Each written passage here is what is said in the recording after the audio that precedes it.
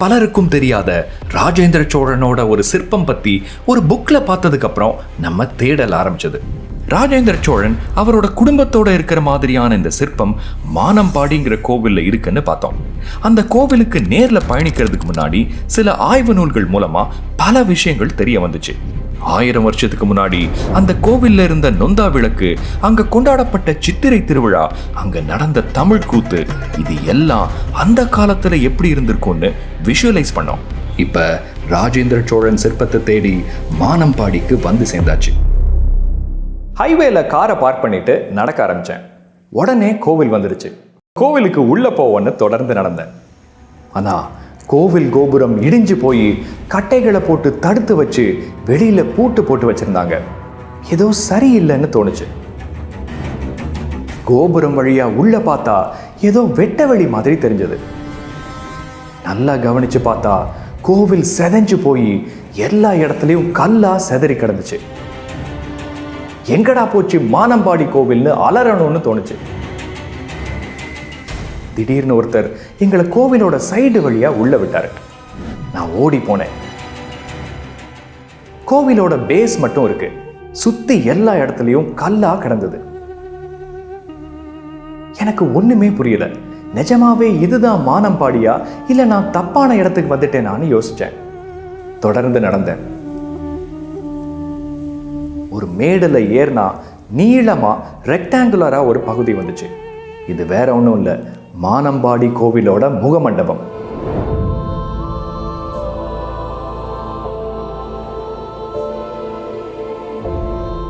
இப்ப நம்ம உள்ள போறது கோவில் கருவறை. மூலவர் இருந்த தடயமே இல்லாம அங்க ஒரு செடி முளைச்சிருக்கு.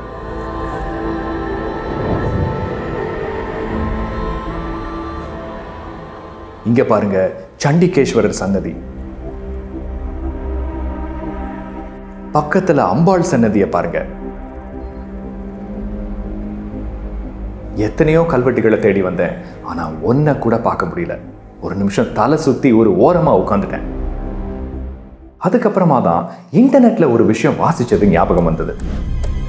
2013 கும்பகோணம் டு சென்னை ஹைவேயை விரிவுபடுத்துறதுக்கு national highway authority of India அப்படிங்கிற சென்ட்ரல் கவர்மெண்ட் அமைப்பு இந்த கோவிலை இடிச்சு ஹைவேயை அகலப்படுத்துறதா ஒரு பிளான் போட்டிருக்காங்க. அப்போ ஒரு ரோடு போடுறதுக்காக இந்த 1000 வருஷ பழைய கோவிலை இடிச்சிட்டாங்களா? இன்னும் கொஞ்ச நேரத்துல இந்த கோவில் சிற்பங்கள் எல்லாத்தையும் பார்க்க போறோம்.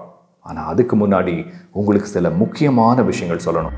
இந்த பயணத்துக்கு அப்புறம் நான் வீடு திரும்பினதும் இந்த கோவிலை பத்தி இன்னும் நிறைய அலச ஆரம்பிச்சேன்.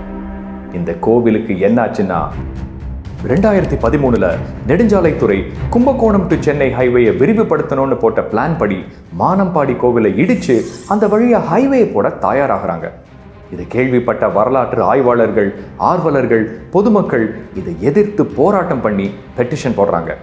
அதுக்கப்புறம் ஜூன் 2013 நெடுஞ்சாலைத்துறை அந்த பிளானை மாற்றி அமைக்கிறாங்க. கோவில் தப்பிக்குது. ஆனா அதுக்கப்புறம் தான் பிரச்சனையே ஆரம்பிக்குது. 2014 இந்த கோவிலை புதுப்பிக்கிறோங்கிற பேர்ல HRNC, அதாவது இந்து சமய அறநிலையத்துறை, கோவிலை பாட்டா பிரிக்கிறாங்க. பாலாலயம் பண்ணி மூலவர் மற்றும் எல்லா சிற்பங்களையும் ஒரு ஷெட்டில் போட்டு வைக்கிறாங்க. ஆனா 2 வருஷம் ஆகியும் எந்த ஒரு ரெனோவேஷனும் நடக்கல. இந்த நேரத்துல யுனெஸ்கோ நிறுவனம் தமிழ்நாட்டில் பழங்கால கோவில்களை எப்படி பாதுகாக்கிறாங்கன்னு ஸ்டடி பண்ணி ஒரு ரிப்போர்ட் ரெடி பண்றாங்க. இந்த ரிப்போர்ட் படி பழமையான கோவில்களை புனரமைக்கிறதுக்கு தேவையான திறன் அறநிலையத்துறைக்கு இல்லைன்னோ, அவங்க கிட்டத்தட்ட மானம்பாடி கோவிலை மொத்தமா அழிச்சிட்டாங்கன்னு எழுதுறாங்க. 2016 யுனெஸ்கோவோட ரிப்போர்ட்டை பார்த்த மெட்ராஸ் ஹைகோர்ட் இதுக்கு மேல புராதன கோவில்களில் குவாலிஃபைடு எக்ஸ்பர்ட்ஸோட மேற்பார்வை இல்லாம லோக்கல் கான்ட்ராக்டர்ஸை வச்சு புனரமைப்பு பண்ணக்கூடாதுன்னு ஆர்டர் போட்டு மானம்பாடியிலிருந்து அறநிலையத்துறையை பேன் பண்றாங்க. அதுக்கப்புறம் மானம்பாடி கோவில்ல புனரமைப்பு பண்ற பொறுப்பை அறநிலையத்துறை கையிலிருந்து எடுத்து தமிழ்நாடு ஆர்கியாலஜி டிபார்ட்மெண்ட் கிட்ட கொடுக்குறாங்க. 2026 மானம்பாடி கோவில் தொல்லியல் துறை கையில வந்து 10 வருஷம் ஆகியும் எந்த ஒரு வேலையும் நடக்கல.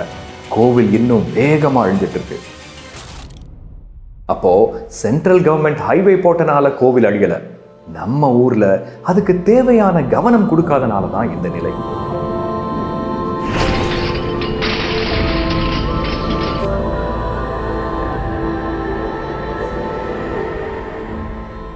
சரி, மறுபடியும் நம்ம பயணத்தை தொடருவோம். என்னடா அது, மானம்பாடி கோவிலை பார்க்க வந்தா இப்படி வெறும் கல்லா செதறி கிடக்குதுன்னு வருத்தமா உட்கார்ந்துருந்தப்போ திடீர்னு எங்களுக்கு கதவை திறந்து விட்டவர் கோவிலோட சிற்பங்கள் எல்லாமே பாதுகாப்பா இருக்கு, காமிக்கிறேன் வாங்கன்னு கூப்பிட்டாரு. நீளமா ப்ளூ கலர்ல ஒரு ஷெட்டுக்கு கூட்டிட்டு போனாரு. கதவை திறந்தா பிக்ஷாடனர், பிள்ளையார், தட்சிணாமூர்த்தி, மூலவர்னு எல்லாருமே இருக்காங்க. ஆனா ஏதோ ஒரு டென்ட்டுக்கு அடியில் போட்ட பழைய மியூசியம் மாதிரி தரையில மண்ணில் இருக்காங்க. 1 வருஷம் 2 வருஷம் இல்லை, 12 வருஷமா. சோழர் காலத்துல தூக்கி கொண்டாடப்பட்ட மானம்பாடி கோவில் இன்னைக்கு எப்படி இருக்கு பாருங்க. இங்க பாருங்க, ஒரு காலத்துல இந்த கோவில் இருந்த அந்த அபூர்வமான லிங்கோத்பவர் இன்னைக்கு எப்படி இருக்காரு. தட்சிணாமூர்த்தியை பாருங்க, இன்னைக்கு வழிபாட்டுல இருந்தா இவர் எப்படி இருந்திருப்பாரு. இங்க பாருங்க, நாம போட்டோல பார்த்த நடராஜர் இருக்காரு. ஒரு நிமிஷம், கோவில் பிரிக்கப்பட்டு செதறி கிடக்கு, எல்லா சிற்பங்களும் ஷெட்டுக்குள்ள இருக்கு. அப்ப நான் தேடி வந்த ராஜேந்திர சோழன் சிற்பம்? உடனே நான் எல்லா இடத்துலயும் தேட ஆரம்பிச்சேன். வெளியில இடிபாட்டுக்குள்ள இருக்கா இல்ல மண்ணுல புதைஞ்சு போச்சான்னு எல்லா இடத்துலயும் தேடினேன். திடீர்னு சேரும் சகதிமா இருந்த அந்த ஷெட்டில் ஒரு குப்பை அள்ளுற மரம், அப்புறம் சில விஷயங்களை ஒரு கல்லு மேல வச்சிருந்தாங்க. அந்த கல்லை கவனிச்சு பார்த்தா, ஐயோ, எப்பேற்பட்ட மாமன்னருக்கு வந்த நிலைமைய பாருங்க. நான் அப்படியே அந்த இடத்துல தரையில உட்கார்ந்து என் விரல்களால அந்த சிற்பத்தை தொட்டு உணர்ந்து அதுல உள்ள சின்ன சின்ன விவரங்களை கவனிக்க ஆரம்பிச்சேன். கண்கள்ல நீர் வழிய. இதுவரைக்கும் இந்த சிற்பத்தை பெருசா யாரும் ஆய்வு செஞ்சு வெளியிடல. ஆனா நான் இதுக்கு பல மணி நேரம் செலவழிச்சு டாக்குமெண்ட் பண்ணி எல்லாத்தையும் இன்டர்பிரட் பண்ணி வச்சுக்கிட்டேன். வெறும் என்னோட ஆத்ம திருப்திக்காக மட்டும். இதுக்கு மேல இதை பத்தி எல்லாருக்கும் சொல்லி என்ன பயன்னு தோணுச்சு. ஆனா இதை பத்தி எல்லாருக்கும் தெரியப்படுத்தலைன்னா இப்படி ஒண்ணு இருந்ததையே உலகம் மறந்துடும்னு யோசிச்சப்பதான் துவண்டு விடக்கூடாது, இதை பத்தி பலருக்கும் சொல்லணும்னு தோணுச்சு. இதோ நீங்க சின்ன சின்ன நுணுக்கங்களோட பார்க்க காத்திருந்த ராஜேந்திர சோழன் சிற்பம். இது நடராஜர் கோஷ்ட சிற்பத்துக்கு 2 சைட்லயும் இருந்த பேனல்ஸ்னு ஏற்கனவே சொல்லியிருந்தேன். முதல்ல லெஃப்ட் சைட்ல இருக்கிற பேனலை பார்ப்போம். இங்க ஒரு கோவில் கபோத அமைப்புக்கு கீழே ராஜேந்திர சோழன் நடராஜரை வணங்கிட்டு இருக்காரு. பின்னாடி அவரோட 3 மனைவிகளும் வணங்கி நிற்கிறாங்க. இவங்க ராஜேந்திர சோழனோட மனைவிகளான முக்கோக்கிழானடிகள், வீரமாதேவி, திரிபுவன மாதேவியா இருக்கலாம். இப்போ ராஜேந்திர சோழனை நல்லா கவனிங்க.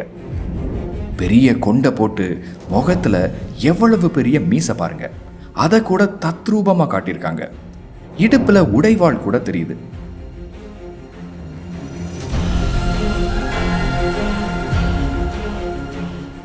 இப்ப ராஜேந்திர சோழனுக்கு முன்னாடி ஒரு சின்ன சிறுவன் நடராஜர் இருக்கிற திசையை காட்டுறாரு. காலத்துக்கு ரொம்ப முந்தையவரா இருந்தாலும் சில நுணுக்கங்களை பார்த்தா பார்வதியையும் சிவனையும் தன் விரலால சுட்டி காட்டின திருஞான சம்பந்தர் மாதிரி இருக்காரு. ஒரு கையில வியப்ப காட்டுற விஸ்மய முத்திரை இருக்கு, இன்னொரு கை நடராஜரை நோக்கி காட்டுது. இந்த சிற்ப தொகுதியோட ரைட் சைட்ல புராணத்தையும் சொல்லியிருக்காங்க. நடராஜர் ஆனந்த தாண்டவம் ஆட பாணாசுரன் அப்படிங்கிற அரக்கன் கீழே உட்கார்ந்து குடமுழா வாத்தியம் வாசிக்கிறார். அப்படியே ரைட் சைட்ல இருக்கிற பேனலை பார்த்தா காளி தாண்டவம் ஆடிட்டு இருக்காங்க. அவங்களுக்கு அடுத்து 6 பேர் வரிசையா நின்று நடராஜரை வணங்குறாங்க. இவங்க யாருங்கிறத பெரிய அறிஞர்களே ராஜேந்திர சோழனோட மகன்கள்னு தப்பா சொல்றாங்க. இப்போ இவங்க யாருன்னு சொல்றேன், நல்லா கவனிச்சிங்கன்னா உங்களுக்கே தெரியும். இவங்க எல்லாரோட தலையை பாருங்க. கிரீடம் இல்ல, பெரிய கொண்டையும் இல்ல, மொட்டை போட்டு தலையில ருத்ராட்ச மாலை அணிஞ்சிருக்காங்க. அது மட்டும் இல்ல, இன்னும் கூர்ந்து கவனிச்சா தலையில சின்னதா ஒரு குடுமியும் வச்சிருக்காங்க. இவங்க அரச குடும்பத்தினர் இல்ல, சிவனடியார்கள். இன்னொரு விஷயம் பாருங்க, இந்த 6 பேர்ல 2ஆவதா நிக்கிறது ஒரு பெண் அடியார்.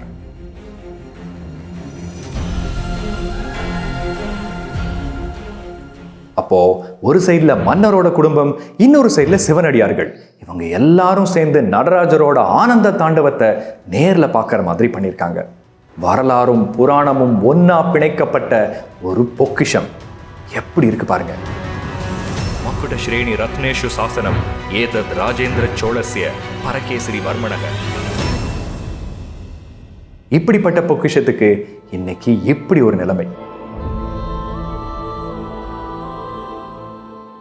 சரி, மானம்பாடியில் இருக்கிற எல்லாத்தையும் உங்களுக்கு காட்டிட்டேன்.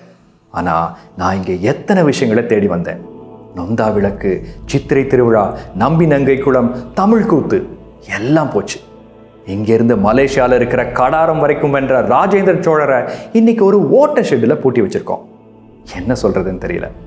உடனே நாம என்னங்க பண்றது, கவர்மெண்ட்டை தான் கேட்கணும், அவங்க தான் ஒன்றும் செய்ய மாட்டாங்கன்னு சொல்லுவோம். ஆனால் எல்லாத்துக்கும் கவர்மெண்ட்டே குறை சொல்லிட்டு இருக்கலாமா? இப்படி தான் இந்த கோவில் 12 வருஷமா சும்மா இருக்குது. மக்களான நாமளும் ஏதாவது பண்ணணும். வரலாற்று அக்கறையை, வரலாற்று அறிவை, விழிப்புணர்வை உண்டாக்கணும். இந்த கோவிலை மீட்டெடுக்க முடிஞ்சா உங்களுக்கு ஏதாவது ஐடியா இருந்தா கீழே கமெண்ட்ல சொல்லுங்க. இந்த காணொளிக்கான நோக்கமே இதை பத்தி ஒரு 4 பேருக்கு சொல்லணுங்கிற ஒரு ஆதங்கம் தான். நீங்க இதை ஷேர் பண்ணீங்கன்னா இதை மாதிரி புதைஞ்சு கிடக்கிற நம்ம வரலாறு மீண்டு வர ஒரு வாய்ப்பு இருக்கு. இன்றைய விழிப்புணர்வே நாளைய மாற்றம்.